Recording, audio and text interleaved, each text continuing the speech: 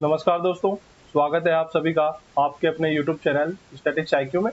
दोस्तों, जैसा कि आपने थंबनेल में देखा होगा, आज के इस सेशन में हम बात कर रहे हैं दिल्ली पुलिस कांस्टेबल 2 भर्ती 2023 के रिगार्डिंग एसएससी द्वारा पूछी गई कंप्यूटर के प्रश्न। और हम यहाँ पे जो कंप्यूटर के सेशन ले रहे हैं उसका आज पार्ट 4 है। जी हाँ, पार्ट 4 के ऊपर आज चर्चा करने वाले हैं। तो जिसमें हमने दोस्तों पिछली 3 क्लासेज जो हो चुकी है, यदि आपने वह नहीं देखी है तो आप हमारे चैनल की प्ले लिस्ट में जाकर देख सकते हैं। दोस्तों, हमने इसमें एक टॉपिक लिया है और उससे समस्त जितने क्वेश्चन आपको पिछले एग्जामों में पूछे गए हैं उन समस्त क्वेश्चनों को यहाँ पे रखा गया है। तो आज के इस सेशन में हम बात करने वाले हैं computer topic wise special part है 4, जिसके अंदर हम मेमोरी के ऊपर चर्चा करेंगे। जी हाँ, मेमोरी के ऊपर यहाँ पे चर्चा करेंगे। तो दोस्तों, वीडियो के अंत तक बने रहिएगा। और हाँ, यदि आज ही आप हमारे चैनल से जुड़े हैं तो चैनल को सब्सक्राइब करके बेल आइकन पे प्रेस कर दीजिएगा, ताकि इस प्रकार की समस्त वीडियो आपको सही समय से मिल सके। तो चलिए दोस्तों, शुरुआत करते हैं आज के इस शानदार सेशन का और बात करते हैं पहले क्वेश्चन पर। तो दोस्तों, अब मैंने कई बार बताया है कि जो कंप्यूटर के जो क्वेश्चन है वह हार्ड नहीं होते हैं, लेकिन जो कंप्यूटर के क्वेश्चन जिस लैंग्वेज के आधार पर पूछे जाते हैं, जिस भाषा में पूछे जाते हैं,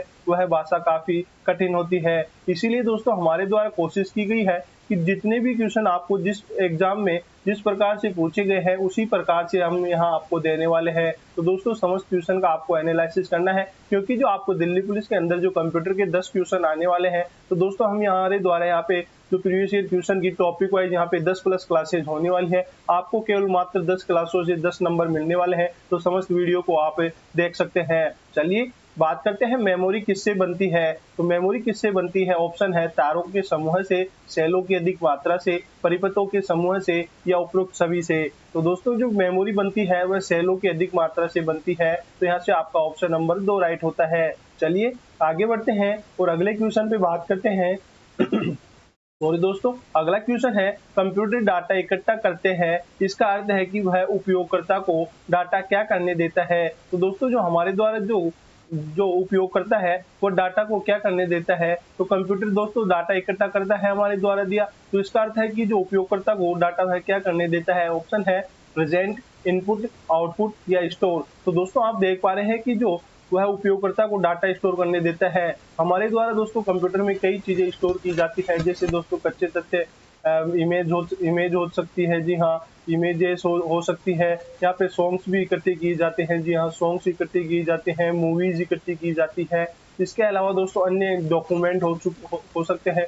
जी हाँ, डॉक्यूमेंट भी हमारे द्वारा इकट्ठे किए जा सकते हैं। तो ये समस्त चीजें जो है हम इनमें स्टोर कर सकते हैं। तो यहाँ से आपका ऑप्शन नंबर 4 राइट होता है। चलिए अगले क्वेश्चन पे बात करते हैं। अगला क्वेश्चन है कि जो डिवाइसेज इंफॉर्मेशन स्टोर करती है और कंप्यूटर कार्य करने के लिए जिनका प्रयोग करता है उन्हें क्या कहते हैं।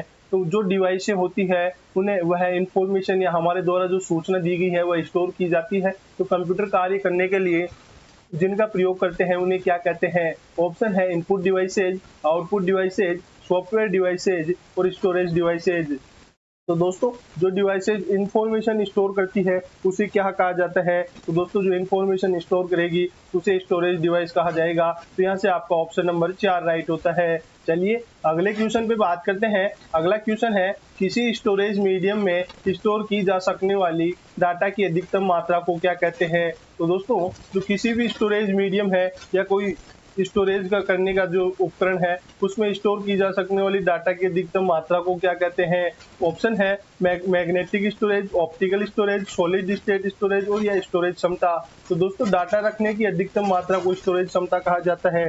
जी हाँ, स्टोरेज क्षमता कहा जाता है। यहाँ से आपका ऑप्शन नंबर 4 राइट होता है। चलिए आगे बढ़ते हैं और अगले क्वेश्चन पे बात करते हैं। अगला क्वेश्चन है निम्न में से कौन से घटकों के विषय में स्टोरेज और मेमोरी भिन्न है। तो दोस्तों, यहाँ पे ऑप्शन के आधार पर देख के बताना है कि किन किन घटकों के आधार पर है जो कि स्टोरेज और मेमोरी भिन्न भिन्न होती है। दोस्तों, पहला है कीमत और मूल्य में, दूसरा है विश्वसनीयता में और तीसरा है गति में। तो दोस्तों, चौथा ऑप्शन है यह है सभी। तो दोस्तों, इन सभी जो घटक है इन सभी में स्टोरेज और मेमोरी भिन्न भिन्न होती है। दोस्तों, कीमत भी अलग अलग होती है, विश्वसनीयता अलग होती है, गति कार्य करने की स्पीड है वह भी अलग होती है। तो यहाँ से आपका ऑप्शन नंबर 4 राइट होता है। चलिए अगले क्वेश्चन पे बात करते हैं। अगला क्वेश्चन है मेमोरी, रैम या रोम की मात्रा मापी जाती है। तो दोस्तों, जो मेमोरी होती है एक होती है रैम होती है और एक रोम होती है, तो इनकी स्पीड किस प्रकार मापी जाती है?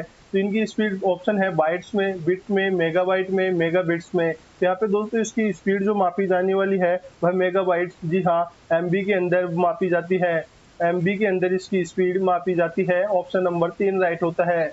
अगले इंपॉर्टेंट क्वेश्चन पे बात करें तो अगला इंपॉर्टेंट क्वेश्चन है इंटरनल मेमोरी की प्रमुख विशेषताएं है। तो जो इंटरनल मेमोरी होती है उसकी विशेषता क्या है? तो इंटरनल मेमोरी की विशेषता की बात करें तो सीमित क्षमता ऑप्शन है, आहिस्ता स्टोरेज है, फास्ट एक्सेस तथा हाई कॉस्ट उपरोक्त सभी। तो यहाँ पे दोस्तों जो इंटरनल मेमोरी की प्रमुख विशेषता है वह सीमित क्षमता भी है, आहिस्ता स्टोरेज भी इसे कहा जाता है और फास्ट एक्सेस तथा हार्ड हाई कॉस्ट भी इसे कहा जाता है। तो दोस्तों यहाँ से आपका उपरोक्त सभी 4 राइट होता है। चलिए अगले क्वेश्चन पे बात करें तो अगला क्वेश्चन है सीपीयू वर्तमान में जिन प्रोग्राम और डाटा को प्रोसेस कर रहा होता है उन्हें स्टोर करने के लिए किसी कंप्यूटर मेमोरी का प्रयोग किया जाता है। तो दोस्तों सीपीयू जो वर्तमान में जिन प्रोग्रामों और डाटा को प्रोसेस करता है उन्हें स्टोर करने या रखने के लिए किसी कंप्यूटर के द्वारा किस मेमोरी का प्रयोग किया जाता है?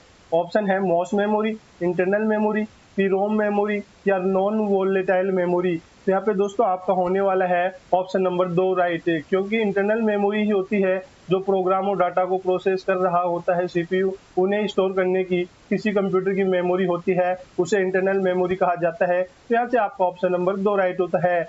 अगले क्वेश्चन पे बात करें तो अगला क्वेश्चन है जब प्रोसेसर सीपीयू का प्रयोग करता है तब डाटा और प्रोग्राम कहाँ रखे जाते हैं? तो जब प्रोसेसर सीपीयू का प्रयोग करता है तो डाटा और प्रोग्राम होता है वह कहाँ रखा जाता है? ऑप्शन है man memory, secondary memory, disk memory, program memory. तो दोस्तों मैन मेमोरी के अंदर ही यहाँ पे रखे जाते हैं डाटा और प्रोग्राम। तो यहाँ से आपका ऑप्शन नंबर 1 राइट होने वाला है। चलिए आगे बढ़ते हैं और अगले क्वेश्चन पे बात करते हैं। अगला क्वेश्चन है कंप्यूटर की मेन मेमोरी का भाग कौन सा है? तो कंप्यूटर की मेन मेमोरी का भाग कौन सा है? ऑप्शन है सीपीयू, रैम, रोम या 2 व 3 दोनों। यहाँ पे दोस्तों हम देख पा रहे हैं कंप्यूटर की मेन मेमोरी होती है, उसमें एक रैम होती है, एक रोम होती है।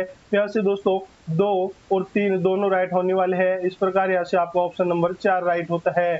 चलिएगा अगले क्वेश्चन पे बात करते हैं। तो अगला क्वेश्चन है कंप्यूटर की प्रमुख मेमोरी को डैश भी कहा जाता है। तो कंप्यूटर की प्रमुख मेमोरी को क्या कहा जाता है? ऑप्शन है प्राथमिक या प्राइमरी स्टोरेज, आंतरिक मेमोरी, प्राइमरी मेमोरी या उपरोक्त सभी। तो दोस्तों जो कंप्यूटर की प्रमुख मेमोरी होती है वह प्राथमिक और प्राइमरी मेमोरी भी उसे कहा जाता है, या आंतरिक इंटरनल मेमोरी भी उसे कहा जाता है, या प्राइमरी मेमोरी भी दोस्तों उसे कहा जाता है। यहाँ से आपका ऑप्शन नंबर 4 राइट होता है, उपरोक्त सभी। क्योंकि प्रमुख मेमोरी को प्राथमिक मेमोरी भी कहा जाता है, या प्राइमरी मेमोरी कहा जाता है, या आंतरिक जो इंटरनल मेमोरी भी उसी का अन्य नाम है। तो यहाँ से आपका ऑप्शन नंबर 4 राइट होता है। चलिएगा अगले क्वेश्चन पे बात करें तो अगला क्वेश्चन है रैम का पूर्ण रूप क्या है? तो रैम का पूर्ण रूप पूछा गया है या फुल फॉर्म पूछी गई है।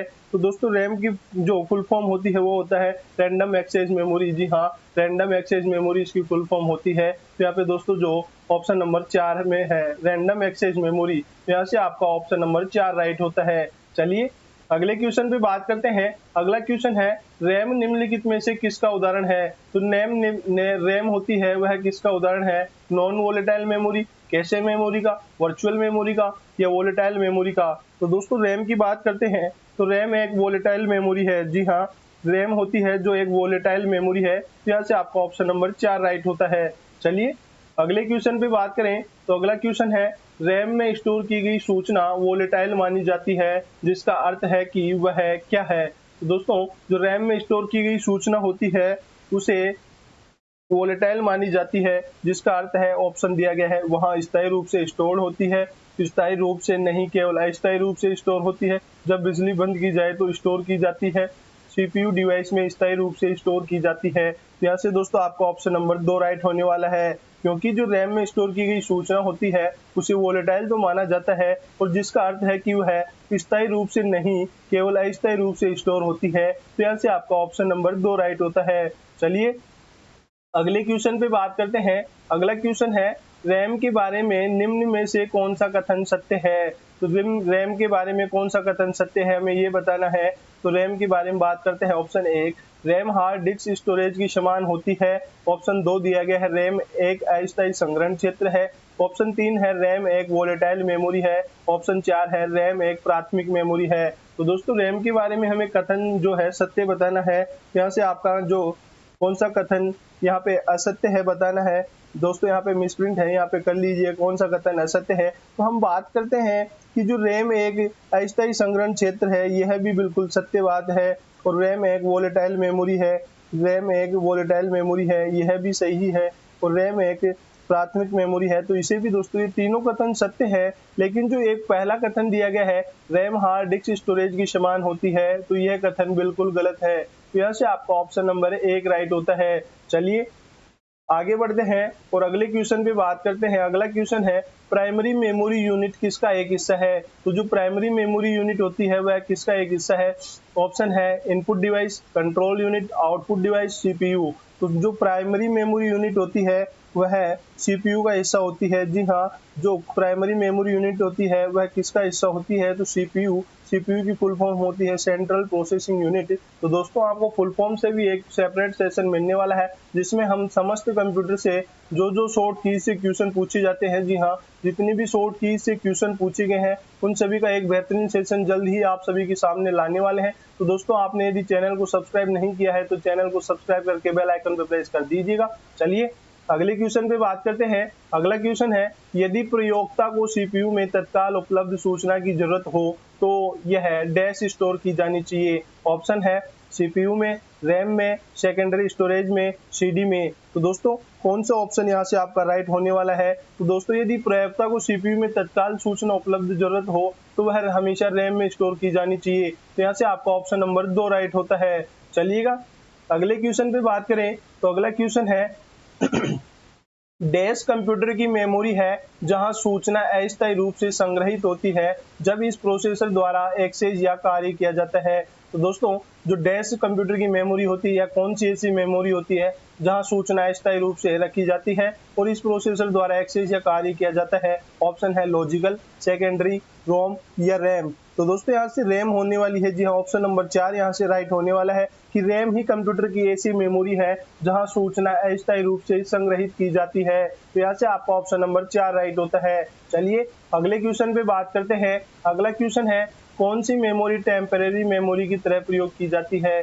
दोस्तों कौन सी मेमोरी है जो टेम्परेरी मेमोरी की तरह प्रयोग की जाती है। ऑप्शन है non volatile memory, volatile memory, hard disk memory या रीड ओनली मेमोरी। तो दोस्तों यहाँ से आपका जो ऑप्शन नंबर 2 राइट होने वाला है, वोलेटाइल मेमोरी को ही हमेशा टेम्परेरी मेमोरी के रूप में प्रयोग किया जाता है। तो यहाँ से आपका ऑप्शन नंबर 2 राइट होता है। चलिए अगले क्वेश्चन में बात करते हैं। अगला क्वेश्चन है डी रैम का लाभ क्या है। तो दोस्तों जो रैम का भाग होती है डी रैम, उसका जो लाभ क्या है, यह एस रैम से सस्ती होती है, यह एस रैम से अधिक स्टोर कर सकता है, यह एस रैम से तेज हो सकता है या इनमें से कोई नहीं। तो दोस्तों हम बात कर रहे हैं जो डी रैम का मुख्यतः इनमें दिए गए ऑप्शन के आधार पर जो मुख्य लाभ है वह है कि यह एस रैम से सस्ती होती है। तो यहाँ से आपका ऑप्शन नंबर 1 राइट होता है। चलिए अगले क्वेश्चन पे बात करते हैं। अगला क्वेश्चन है निम्न में से किस मेमोरी चिप की गति अधिक तेज होती है। तो कौन सी मेमोरी चिप की गति अधिक तेज होती है। ऑप्शन है D RAM, S RAM, P RAM और यहाँ पे डी रैम। तो यहाँ पे दोस्तों एस रैम होती है, एस रैम की स्पीड सबसे अधिक होती है इनमें। तो दोस्तों यहाँ से ऑप्शन नंबर 2 राइट होता है। चलिएगा अगले क्वेश्चन पे बात करें तो अगला क्वेश्चन है बिजली बंद कर दिए जाने के बाद जो स्टोरेज अपना डाटा रखती है उस मेमोरी को कहते हैं। तो दोस्तों बिजली बंद भी हो जाने पर जो सिस्टम के अंदर स्टोरेज अपना डाटा रखती है उस मेमोरी को क्या कहा जाता है। तो दोस्तों उसे नॉन वोलेटाइल मेमोरी कहा जाता है, जो यहाँ पे ऑप्शन नंबर 2 राइट होने वाला है। चलिए अगले क्वेश्चन पे बात करें तो अगला क्वेश्चन है कंप्यूटर में स्थित स्थायी मेमोरी को निम्न में से क्या कहते हैं। तो स्थायी मेमोरी होती है उसे क्या कहा जाता है। ऑप्शन है रैम, रोम, सीपीयू या सीडी रोम। तो दोस्तों यहाँ पे जो स्थायी मेमोरी होती है उसे रोम कहा जाता है। जी हाँ, जिसे रोम कहा जाता है। तो यहाँ से आपका ऑप्शन नंबर 2 राइट होता है। चलिए अगले क्वेश्चन पे बात करें तो अगला क्वेश्चन है कि रीड ओनली मेमोरी रोम की कौन सी विशेषता उसे उपयोगी बनाती है। तो ऑप्शन है रोम में जानकारी को आसानी से अपडेट किया जा सकता है, रोम में डाटा को खतरा नहीं होता, बिजली न होने पर भी वह उसमें रहता है। तो दोस्तों यही रोम का सबसे जो बड़ी विशेषता है वह है कि जो लाइट जाने के पश्चात भी उसमें जो डाटा स्टोर रहता है वह उसी में रहता है। तो मुख्यतः दोस्तों यहाँ पे आपका ऑप्शन नंबर 2 ही राइट हो जाता है। चलिएगा अगले क्वेश्चन पे बात करते हैं। अगला क्वेश्चन है रोम जो रीड ओनली मेमोरी जिसकी फुल फॉर्म है में डाटा सिर्फ पढ़ा जा सकता है, नॉन वोलेटाइल होता है, सिर्फ लिखा जा सकता है। और ऑप्शन नंबर 4 1 और 3। तो दोस्तों आप देख पा रहे हैं कि रोम होती है जो रीड ओनली मेमोरी होती है। तो रीड का मतलब होता है पढ़ना। तो दोस्तों यहाँ पे जो डाटा है रोम में सिर्फ पढ़ा जा सकता है। तो दोस्तों यहाँ से आपका ऑप्शन नंबर 1 राइट होता है, क्योंकि जो रोम की फुल फॉर्म होती है उसी के अंदर उसकी परिभाषा निहित है कि रोम होता है रीड ओनली मेमोरी। तो रीड होता है पढ़ना, कि ऐसी मेमोरी जिसमें केवल पढ़ा जा सके तो उसे रोम कहा जाता है। तो यहाँ से आपका ऑप्शन नंबर 1 राइट होता है।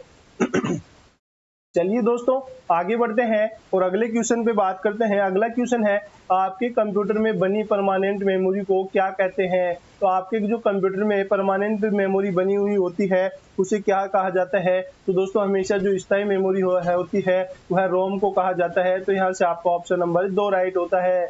अगले इंपोर्टेंट क्वेश्चन के ऊपर बात करें तो अगला इंपोर्टेंट क्वेश्चन है, जब आप अपने पहले कंप्यूटर को ऑन करते हैं तब सीपीयू में संग्रहित निर्देशों को प्रयोग में लाने के लिए पहले से तैयार कौन सी मेमोरी होती है। तो दोस्तों जब हमारे द्वारा कंप्यूटर को आरंभ किया जाता है, चालू किया जाता है, ऑन किया जाता है या बूट किया जाता है, तब सीपीयू में संग्रहित जो निर्देश होते हैं उन्हें सबसे पहले तैयार करने के लिए कौन सी मेमोरी कार्य करती है। ऑप्शन है रैम, फ्लैश मेमोरी, रोम या सीडी रोम। तो यहाँ से दोस्तों आपका जो ऑप्शन नंबर 3 राइट होने वाला है कि रोम के द्वारा ही उन निर्देशों को तैयार किया जाता है। तो यहाँ से आपका ऑप्शन नंबर 3 राइट होता है। अगले इंपोर्टेंट क्वेश्चन के ऊपर बात करें तो अगला इंपोर्टेंट क्वेश्चन है, रोम में उपस्थित स्थायी प्रोग्राम को कहा जाता है। तो रोम के अंदर जो उपस्थित स्थायी प्रोग्राम होता है उसे क्या कहा जाता है। ईपी रोम, पीआर रोम, रैम या बायोस। तो दोस्तों यहाँ पे जो पीआर रोम है वह यहाँ पे राइट होने वाला है। जी हाँ, पीआर रोम है वह राइट होने वाला है, क्योंकि इसे परमानेंट रीड ओनली मेमोरी कहा जाता है। तो यहाँ से आपका ऑप्शन नंबर 2 राइट होता है। चलिएगा अगले इंपोर्टेंट क्वेश्चन के ऊपर बात करें तो अगला इंपोर्टेंट क्वेश्चन है, जब इसमें बिजली बंद हो जाती है तो मेमोरी के कंटेंट्स नष्ट नहीं होते होंगे। दोस्तों ऐसी कौन सी मेमोरी है जिसमें बिजली चले जाने के पश्चात भी जो मेमोरी के कंटेंट्स होते हैं, डाटा होता है, वह नष्ट नहीं होता। ऑप्शन है रोम, ईपी रोम, ईपी रोम या ये सभी। तो दोस्तों जो क्वेश्चन नंबर 29 है उसमें जो रोम में भी दोस्तों स्थायी डाटा रखा जा सकता है, ईपी में रोम में भी स्थायी डाटा रखा जा सकता है, क्योंकि erasable permanent read only memory से कहा जाता है। और ईपी रोम में भी दोस्तों ये समस्त रोम के भाग है। तो रोम ही दोस्तों स्थायी डाटा रख सकती है। जी हाँ, रोम स्थायी डाटा स्टोर करती है। तो यहाँ से आपका ऑप्शन नंबर 4 राइट होने वाला है, उपरोक्त सभी। चलिए अगले क्वेश्चन पे बात करें तो अगला क्वेश्चन है कि ईपी रोम का क्या उपयोग है। तो ईपी रोम का क्या उपयोग है। ऑप्शन है रोम के संदेश मिटाता है, रोम के संदेशों में परिवर्तन करता है, रोम के संदेशों को हटाना और पुनः नए बनाना। तो यह इसका उपयोग है, या रोम का प्रारूप बनाना है। तो दोस्तों ईपी रोम की फुल फॉर्म की बात करें तो erasable permanent read only memory. जी हाँ, इरेजेबल का मतलब हो गया हटाना और परमानेंट का मतलब हो गया स्थायी। तो दोस्तों यहाँ पे ऑप्शन नंबर 3 राइट होने वाला है, क्योंकि रोम की संदेशों को इरेज करती है और पुनः उपयोग में ला सकते हैं, मतलब परमानेंट रीड ओनली मेमोरी। तो दोस्तों यहाँ पे आपका ऑप्शन नंबर 3 राइट होता है। चलिए अगले क्वेश्चन पे बात करें तो अगला क्वेश्चन है, कैश मेमोरी किसके मध्य स्थित होती है। तो कैश मेमोरी दोस्तों किसके मध्य स्थित होती है। ऑप्शन है सीपीयू तथा रैम, रैम तथा रोम, सीपीयू तथा हार्ड डिस्क या उपरोक्त सभी। तो दोस्तों जो कैश मेमोरी होती है वह हमेशा सीपीयू तथा रैम के मध्य होती है। जी हाँ, सीपीयू व रैम के मध्य में जो मेमोरी होती है उसे कैश मेमोरी कहा जाता है। तो यहाँ से आपका ऑप्शन नंबर 1 राइट होता है। चलिए अगले क्वेश्चन पे बात करते हैं तो अगला क्वेश्चन है कि एक छोटे आकार की वोलेटाइल मेमोरी है जो प्रोसेसर के लिए उच्च गति का डाटा एक्सेस करती है। निम्नलिखित में से कौन एक बार इस्तेमाल किए जाने वाला डाटा रखने में उपयोग की गई मेमोरी का प्रकार है। तो दोस्तों कौन सी ऐसी मेमोरी है जो केवल एक बार ही डाटा को यहाँ पे उपयोग में ले सकती है।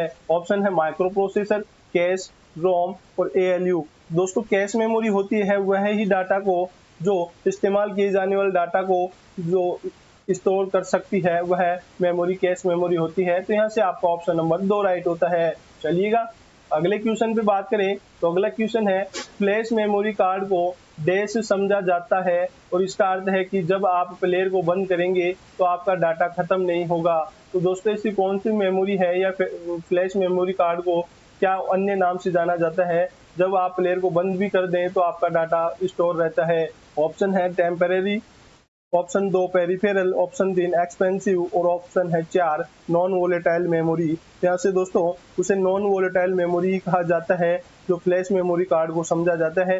और इसी के साथ इसका अर्थ है कि जब आप प्लेयर को बंद भी कर देंगे तो आपका डाटा नष्ट नहीं होगा। तो यहाँ से आपका ऑप्शन नंबर 4 राइट होता है। चलिए अगले क्वेश्चन पे बात करें तो अगला क्वेश्चन है, वह तकनीक जो मेन मेमोरी के वास्तविक साइज को बढ़ा देती है क्या कहलाती है? तो वह कौन सी तकनीक है या विधि है जिससे जो मेन मेमोरी होती है उसकी जो वास्तविक साइज या कैपेसिटी होती है उसे बढ़ा देती है? ऑप्शन है multitasking, virtual storage, multi processing या मल्टी प्रोग्रामिंग।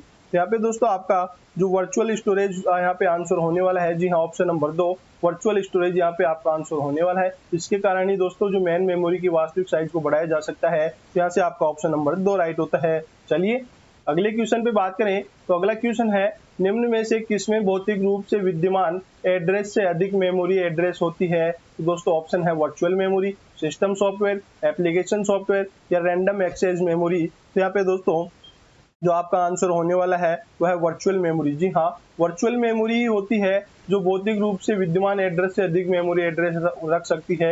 यहाँ पे आपका ऑप्शन नंबर 1 राइट होता है।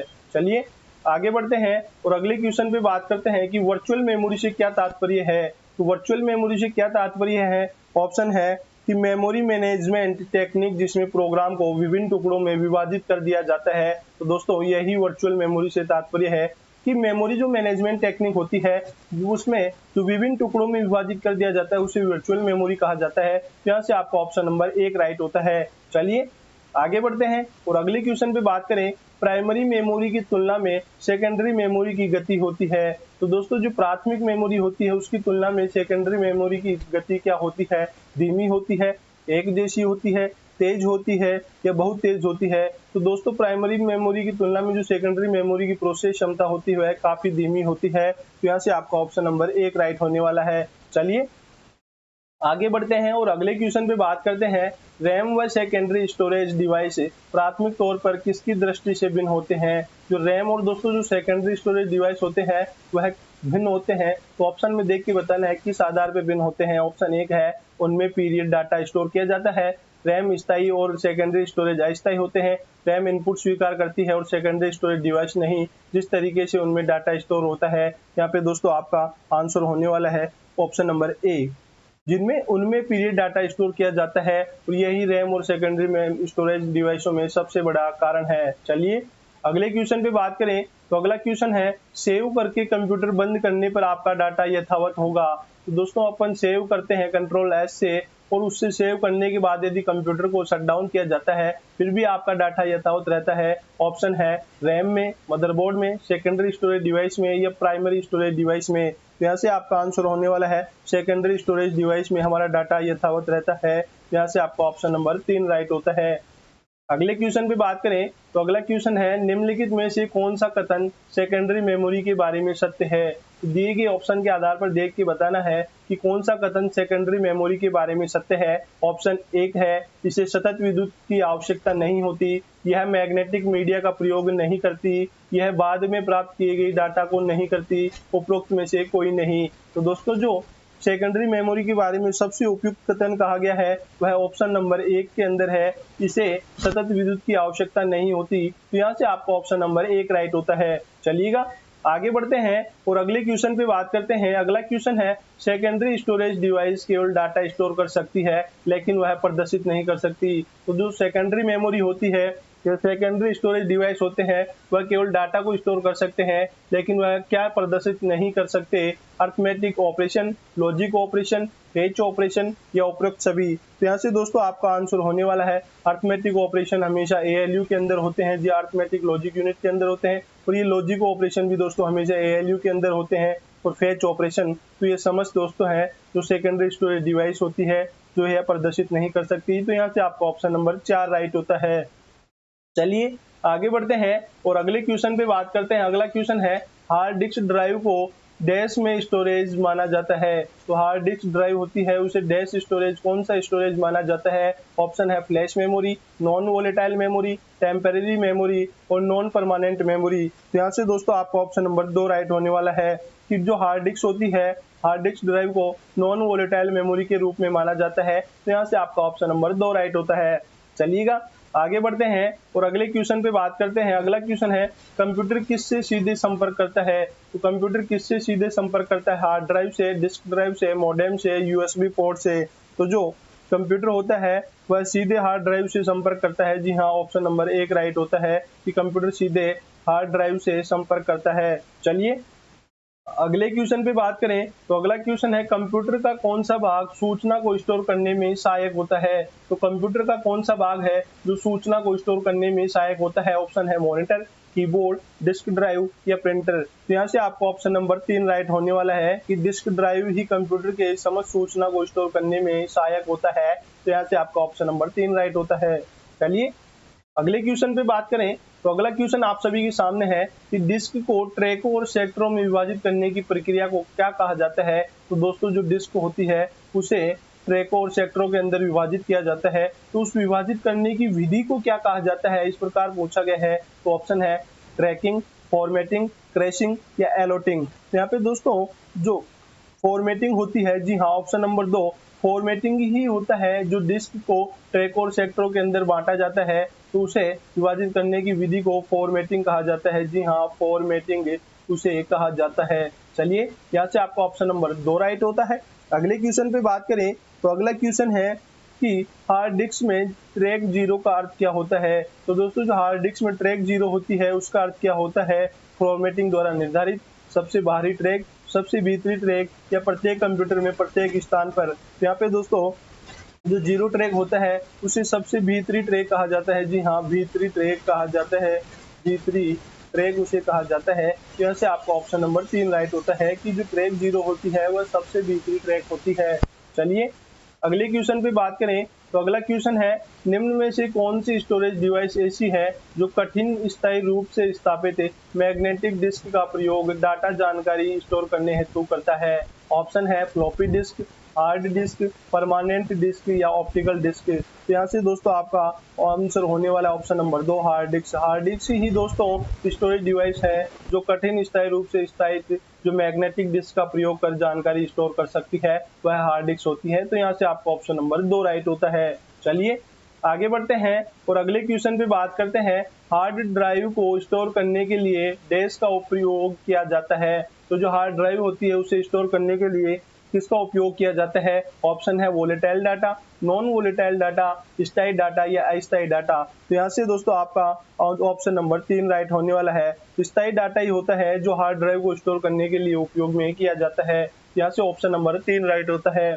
चलिएगा आगे बढ़ते हैं और अगले क्वेश्चन पे बात करते हैं। अगला क्वेश्चन है हार्ड डिस्क की गति कितनी होती है। तो हार्ड डिस्क की गति कितनी होती है? 600 चक्र प्रति मिनट, 1200 चक्र प्रति मिनट, 2400 चक्र प्रति मिनट या 3600 चक्र प्रति मिनट।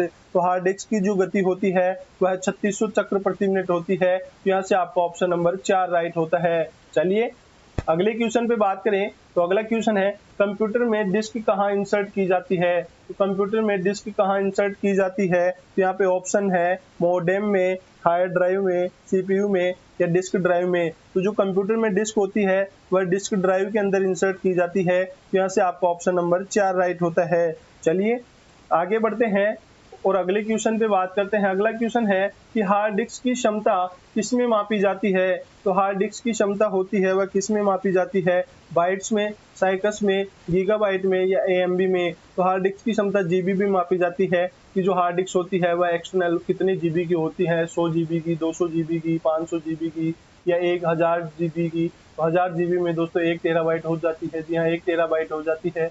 यहाँ से आपका ऑप्शन नंबर 3 राइट होता है कि हार्ड डिस्क की क्षमता हमेशा जीबी के अंदर मापी जाती है। चलिए आगे बढ़ते हैं और अगले क्वेश्चन पे बात करते हैं। अगला क्वेश्चन है फ्लॉपी डिस्क पर डाटा को रिंग में रिकॉर्ड करना क्या कहलाता है। तो फ्लॉपी डिस्क में पर जो डाटा को रिंग में रिकॉर्ड करना कहलाता है। ऑप्शन है फ्लिप, रिंग, राउंड्स या सेगमेंट।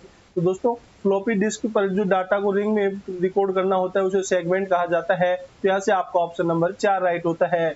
अगला क्वेश्चन है फ्लॉपी डिस्क किस प्रकार की मेमोरी है। तो फ्लॉपी डिस्क किस प्रकार की मेमोरी है? ऑप्शन है इंटरनल, एक्सटर्नल, वोलेटाइल या कोई नहीं। तो फ्लॉपी डिस्क होती है वह एक्सटर्नल, जी हाँ, एक्सटर्नल आंतरिक मेमोरी होती है। तो यहाँ से आपका ऑप्शन नंबर 2 राइट होता है, फ्लॉपी डिस्क एक्सटर्नल मेमोरी है। चलिए आगे बढ़ते हैं और अगले क्वेश्चन पे बात करें तो अगला क्वेश्चन है पर्सनल कंप्यूटर के लिए सबसे प्रचलित स्टोरेज डिवाइस कौन सा है। तो पर्सनल कंप्यूटर पीसी के लिए सबसे प्रचलित स्टोरेज डिवाइस कौन सा है। ऑप्शन है floppy disc, personal computer, main frame, laptop. तो दोस्तों पर्सनल कंप्यूटर के लिए हमेशा फ्लॉपी डिस्क की ही सबसे प्रचलित स्टोरेज है, वह है आपका फ्लॉपी डिस्क है। तो यहाँ से आपका ऑप्शन नंबर 1 राइट होता है। अगले इंपॉर्टेंट क्वेश्चन के ऊपर बात करें तो अगला इंपॉर्टेंट क्वेश्चन है डिस्क के उस कंटेंट को क्या कहते हैं जो उसे बनाते समय रिकॉर्ड किया जाता है जिसे प्रयोक्ता बदल या मिटा नहीं सकता। तो दोस्तों उसे क्या कहा जाता है, जो उपयोगकर्ता होता है उसके द्वारा उस डाटा को या ना तो मिटाया जा सकता है या ना ही बदला जा सकता।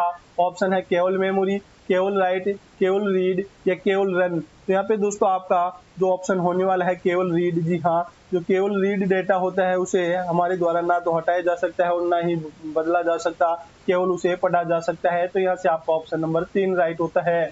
चलिए आगे बढ़े और अगले क्वेश्चन पे बात करते हैं। अगला क्वेश्चन है फ्लॉपी डिस्क में डाटा डैश नामक रिंग पर रिकॉर्ड किया जाता है। तो जो फ्लॉपी डिस्क में डाटा होता है वह कहाँ रिकॉर्ड किया जाता है, सेक्टर्स में, रिंग्स में, ट्रैक्स में या राउंड्स में। तो यहाँ पे दोस्तों आपका आंसर होने वाला है ट्रैक्स के अंदर। जी हाँ, ऑप्शन नंबर 3 ट्रैक्स। जो फ्लॉपी डिस्क में डाटा ट्रैक्स नामक रिंग्स पर रिकॉर्ड किया जाता है।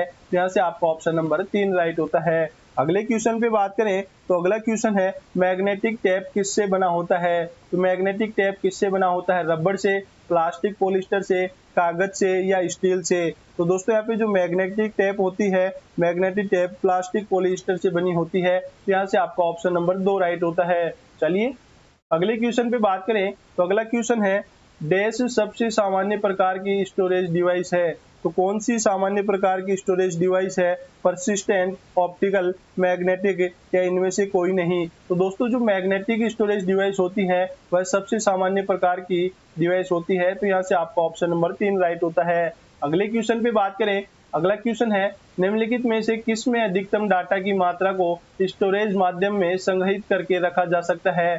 तो दोस्तों कौन से माध्यम में अधिकतम डाटा की मात्रा को स्टोरेज किया जा सकता है। ऑप्शन है optical storage, magnetic storage, solid state storage या रेज क्षमता। तो दोस्तों आपको दिए गए ऑप्शन के आधार पर जो मैग्नेटिक स्टोरेज होती है उनमें ही सर्वाधिक डाटा स्टोर किया जा सकता है, जिनमें हार्ड डिस्क, जी हाँ हार्ड डिस्क जिनमें आती है। तो ये दोस्तों यहाँ से आपका ऑप्शन नंबर 2 राइट होता है। अगले क्वेश्चन पे बात करें, अगला क्वेश्चन है सीडी का शाब्दिक अर्थ क्या है। तो सीडी होता है जिसे कॉम्पैक्ट डिस्क कहा जाता है। जी हाँ, सीडी को कॉम्पैक्ट डिस्क कहा जाता है। तो यह इसकी फुल फॉर्म होती है। तो यहाँ पे दोस्तों कौन से ऑप्शन में दिया गया है कॉम्पैक्ट डिस्क, ऑप्शन नंबर 3। तो यहाँ से आपका ऑप्शन नंबर 3 राइट होता है कि सीडी का शाब्दिक अर्थ या फुल फॉर्म क्या है। तो सीडी को कॉम्पैक्ट डिस्क कहा जाता है। तो यहाँ से आपका ऑप्शन नंबर 3 राइट होता है। चलिएगा स्टूडेंट्स अगले क्वेश्चन पे बात करते हैं। अगला क्वेश्चन है स्टोरेज मीडिया जैसे सीडी की सूचनाएं डैश के प्रयोग से लिखती है और पढ़ी जाती है। तो ऑप्शन है रेड लाइट के लेजर से, मैग्नेटिक डॉट से, मैग्नेटिक स्ट्रिप से या उपयुक्त सभी। तो दोस्तों जो स्टोरेज मीडिया होती है उसमें सीडी की सूचनाएं होती हैं वह रेड लाइट के लेजर से पढ़ी जाती हैं। जी हाँ, रेड लाइट के लेजर से ही वह सूचनाएं पढ़ी जाती हैं जो कि सीडी के ऊपर निहित होती है। यहाँ से आपका ऑप्शन नंबर 1 राइट हो चुका है। चलिए स्टूडेंट्स आगे बढ़ते हैं और अगले क्वेश्चन पे बात करते हैं। अगला क्वेश्चन है सीडी रो की पूरा रूप क्या है। तो सीडी रो का पूर्ण रूप क्या है। तो दोस्तों इस प्रकार से पूछा गया है कि सीडी आरडब्ल्यू का पूर्ण रूप क्या है। Compact drum read write, compact disc read only then write, compact disc with random write capability या कॉम्पैक्ट डिस्क री राइटेबल। यहाँ से दोस्तों आपका ऑप्शन नंबर 4 राइट होने वाला है, जो है कि कॉम्पैक्ट डिस्क। सीडी की full form compact disc, RW की होती है री राइटेबल या दोबारा लिखा जा सके या पुनः उपयोग किया जा सके। तो कॉम्पैक्ट डिस्क री राइटेबल होती है। यहाँ से आपका ऑप्शन नंबर 4 राइट होता है। चलिए स्टूडेंट्स आगे बढ़ते हैं और अगले क्वेश्चन पे बात करते हैं। अगला क्वेश्चन आप सभी के सामने है कौन से मीडिया में डाटा या जानकारी उनमें उपयोगकर्ता द्वारा एक से ज्यादा बार स्टोर करने की क्षमता होती है। तो दोस्तों जो डाटा या जानकारी होती है कौन से मीडिया में एक या एक से अधिक बार यहाँ पे स्टोर कर सकते हैं। ऑप्शन है डीआर डिस्क, उसके अलावा ऑप्शन है सीडीआर डिस्क और एक ऑप्शन है जिप डिस्क और ऑप्शन 3 है यहाँ पे जिप डिस्क, ऑप्टिकल डिस्क। तो यहाँ से आपका दोस्तों आंसर होता है सीडीआर डिस्क। जी हाँ, सीडीआर डिस्क के अंदर ही हम एक से अधिक बार यहाँ पे डाटा को स्टोर किया जा सकता है। तो यहाँ से आपका ऑप्शन नंबर 2 राइट होता है। चलिए आगे बढ़ते हैं और अगले क्वेश्चन पे बात करते हैं। अगला क्वेश्चन है ऑप्टिकल पढ़ी जाने वाली फ्लैट मेटेलिक डिस्क जिसमें स्थायी रूप से बहुत सी इंफॉर्मेशन स्टोर की जाती है उसे क्या कहते हैं। ऑप्शन है मॉनिटर, एएलयू, सीडी रोम या रैम। तो दोस्तों यहाँ पे आपका आंसर होने वाला है वह होता है कि जो सीडी रोम के अंदर, जी हाँ, सीडी रोम के अंदर ही जो ऑप्टिकल पढ़ी जाने वाली फ्लैट मेटेलिक डिस्क होती है उसे स्थायी रूप से इंफॉर्मेशन स्टोर की जा सकती है, वह सीडी रोम के अंदर होता है। तो यहाँ से आपका ऑप्शन नंबर 3 राइट होता है। चलिए स्टूडेंट आगे बढ़ते हैं और अगले क्वेश्चन पे बात करते हैं। अगला क्वेश्चन है कि डीवीडी क्या है। तो डीवीडी की फुल फॉर्म क्या है वह पूछी गई है। तो डीवीडी की फुल फॉर्म होती है वह डिजिटल वीडियो डिस्क होती है। तो यहाँ से आपका ऑप्शन नंबर 1 राइट होता है। डिजिटल वीडियो डिस्क ही डीवीडी की फुल फॉर्म होती है। यहाँ से एक जो आपका ऑप्शन नंबर 1 राइट हो चुका है। चलिए अगले क्वेश्चन पे बात करते हैं। तो अगला क्वेश्चन है कि निम्न में से कौन सा स्टोरेज डिवाइस उपकरण का उदाहरण है। तो कौन सा स्टोरेज डिवाइस उपकरण का उदाहरण है, मैग्नेटिक डिस्क, टैप्स, डीवीडीज या यह सभी। तो दोस्तों हम बात कर रहे हैं यहाँ पे कि जो मैग्नेटिक डिस्क होती है वह भी स्टोरेज डिवाइस होता है, टैप्स होती है वह भी स्टोरेज डिवाइस होती है, डीवीडी होती है दोस्तों वह भी स्टोरेज डिवाइस होती है। तो यहाँ से आपका उपयुक्त सभी जो है स्टोरेज डिवाइस के उदाहरण है। यहाँ से आपका ऑप्शन नंबर 4 राइट हो जाता है। चलिए आगे बढ़ते हैं और अगले क्वेश्चन पे बात करते हैं। अगला क्वेश्चन है ब्लू रे डिस्क का प्रयोग किसमें किया जाता है। तो दोस्तों जो ब्लू रे डिस्क होती है उसका प्रयोग किसमें किया जाता है। ऑप्शन है प्ले स्टेशन 3 में, गेमिंग में, इंस्टॉलेशन में या अपडेटिंग में। यहाँ से दोस्तों आपका ऑप्शन नंबर 1 राइट होने वाला है। प्ले स्टेशन के रूप में ब्लू रे डिस्क का प्रयोग किया जाता है। चलिए आगे बढ़ते हैं और अगले क्वेश्चन पे बात करते हैं। पेन ड्राइव है, तो पेन ड्राइव क्या है। ऑप्शन है एक स्थिर डिवाइस स्टोरेज यूनिट, एक चुंबकीय द्वितीय स्टोरेज यूनिट या एक हटाई जाने वाली द्वितीय स्टोरेज यूनिट या उपयुक्त सभी। तो दोस्तों पेन ड्राइव एक हटाई जाने वाली द्वितीय स्टोरेज यूनिट है। तो दोस्तों पेन ड्राइव होती है उसे यूएसबी पोर्ट के अंदर लगाया जाता है और हमारा जो उपयोग में लेने के बाद दोस्तों उसे हटाया भी जा सकता है। तो दोस्तों यह द्वितीय स्टोरेज मेमोरी तो है लेकिन एक हटाई जाने वाली या एक्सटर्नल जो होती है लगाई जाती है वह मेमोरी होती है। तो यहाँ से आपका ऑप्शन नंबर 3 राइट होता है। चलिए अगले क्वेश्चन पे बात करते हैं। अगला क्वेश्चन है 3.5 इंच वाली फ्लॉपी डिस्क की क्षमता कितनी होती है। तो ये क्वेश्चन दोस्तों काफी बार एसएससी द्वारा पूछा जा चुका है कि 3.5 इंच वाली फ्लॉपी डिस्क की क्षमता कितनी होती है। ऑप्शन है 1.40 MB, 1.44 GB, 1.40 GB, 1.44 MB।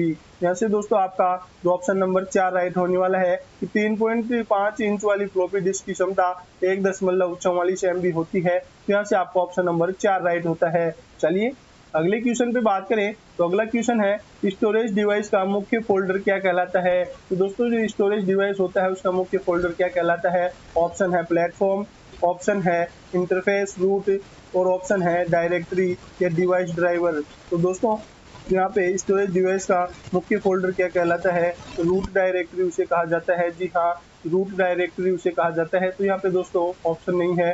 तो स्टोरेज डिवाइस का जो मुख्य फोल्डर होता है उसे रूट डायरेक्टरी कहा जाता है। जी हाँ, रूट डायरेक्टरी कहा जाता है, आप ऐड कर लीजिएगा। तो यहाँ पे दोस्तों जो स्टोरेज डिवाइस का मुख्य फोल्डर रूट डायरेक्टरी कहलाता है। चलिए आगे बढ़ते हैं और अगले क्वेश्चन पे बात करते हैं। अगला क्वेश्चन है सेकेंडरी स्टोरेज मीडिया से हार्ड डिस्क में सॉफ्टवेयर प्रोग्राम को कॉपी करने की प्रक्रिया को क्या कहा जाता है। तो दोस्तों जो सेकेंडरी स्टोरेज मीडिया होती है उसमें हार्ड डिस्क में सॉफ्टवेयर प्रोग्राम को कॉपी करने की प्रक्रिया को क्या कहते हैं। ऑप्शन है कॉन्फ़िगरेशन, डाउनलोड, अपलोड या इंस्टॉलेशन। तो दोस्तों जो इंस्टॉलेशन ही उसे कहा जाता है। जी हाँ, जब अपन हार्ड डिस्क में सॉफ्टवेयर को, प्रोग्राम को कॉपी करने की प्रक्रिया होती है तो कॉपी करते हैं तो उससे इंस्टॉल करते हैं तो उसे इस विधि को इंस्टॉलेशन विधि कहा जाता है। तो यहाँ से आपका ऑप्शन नंबर 4 राइट होता है। चलिए अगले क्वेश्चन पे बात करते हैं। तो अगला क्वेश्चन है किसी स्टोरेज लोकेशन को आइडेंटिफाई करने के लिए प्रयुक्त नाम या नंबर को क्या कहते हैं। तो दोस्तों स्टोरेज जो लोकेशन होती है उसे आइडेंटिफाई या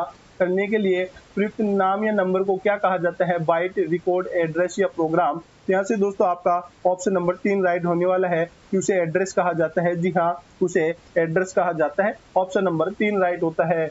अगले क्वेश्चन पे बात करें तो अगला क्वेश्चन है एक बिट से क्या अभिप्राय है। तो बिट से क्या अभिप्राय है, संग्रहण का एक प्रकार है।